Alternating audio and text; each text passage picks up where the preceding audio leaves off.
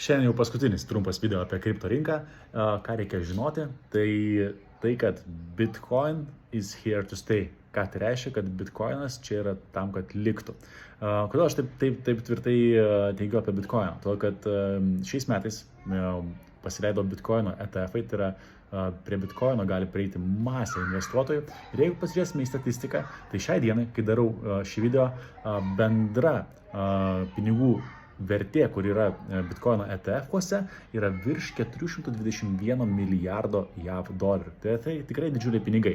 Ir tie pinigai yra suinvestuoti iš institucinių investuotojų. Taip kad Bitcoinas niekur nedings, jis yra, jis liks. Ir jie jau yra tie didieji pinigai, jau yra tie Wall Street'o pinigai, tai dar masė pinigų tikrai ateis per ateinančius 5 metus.